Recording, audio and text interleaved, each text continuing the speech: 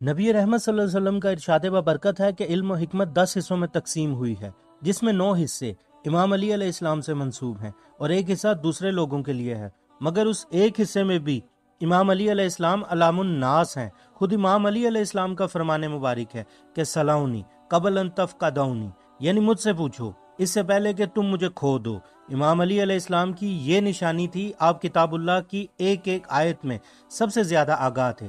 امام علی علیہ السلام کے ہر چھوٹے بڑے واقعات میں مسلمانوں کے لیے سراسر سراپا ہدایت موجود ہے، اور ان کا سر چشمہ جناب رسول اللہ صلی اللہ علیہ وآلہ وسلم کی سنتوں سے جا ملتا ہے۔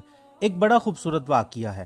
ایک روز امام علی علیہ السلام مدینہ کی گلیوں سے گزر رہے تھے، مولا کائنات کی نظر پڑی تو کچھ لوگ غیظ و غضب کی حالت میں ایک عورت کو گھسیٹتے لے جا رہے تھے، اور وہ عورت کانپ رہی تھی۔ امام علی علیہ السلام نے فرمایا، لوگو تم اسے کیوں گھسیٹ رہے ہو؟ لوگوں نے بتایا کہ اس عورت نے بدکاری کی ہے، اس لیے امیر المومنین حضرت عمر فاروق رضی اللہ تعالیٰ عنہ نے اس عورت کو سنسار کرنے کا حکم فرمایا ہے۔ لہٰذا امام علی علیہ السلام نے اس عورت کو ان کے ہاتھوں سے چھینا۔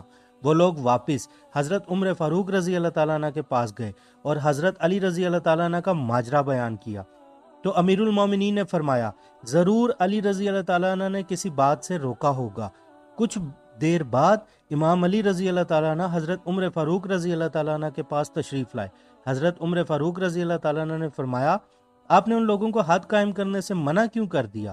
حضرت علی رضی اللہ تعالیٰ عنہ نے فرمایا، امیر المومنین، آپ نے رسول اللہ صلی اللہ علیہ وسلم سے یہ نہیں سنا کہ 3 طرح کے لوگوں سے قلم کو اٹھا لیا گیا ہے؟ ایک، وہ سونے والا آدمی یہاں تک کہ وہ بیدار ہو جائے، دوسرا نابالغ جب تک وہ بالغ نہ ہو جائے، اور تیسرا گناہ میں مبتلا وہ آدمی جب تک کہ وہ مکمل باہوش نہ ہو۔ حضرت عمر رضی اللہ تعالیٰ نے فرمایا، ہاں یہ میں نے رسول اللہ صلی اللہ علیہ وسلم سے سنا ہے۔ مولا کائنات نے مسکرا کر فرمایا، اس عورت کو بھی کبھی کبھی دیوانے پن کا دورہ پڑتا ہے، عین ممکن ہے وہ شخص دیوانہ پن کی حالت میں اس کے پاس آیا ہو۔ یہ سن کر حضرت عمر فاروق رضی اللہ تعالیٰ عنہ نے اس عورت کو آزاد کر دیا۔ اللہ تعالیٰ ہم سب کو ایمان کی حالت پر موت دے، آمین۔ لائک اور سبسکرائب کر کے میرے ساتھ جڑ جائیں۔ ملتے ہیں کسی ایسے ہی واقعے کے ساتھ اگلی ویڈیو میں، تب تک کے لیے اللہ حافظ۔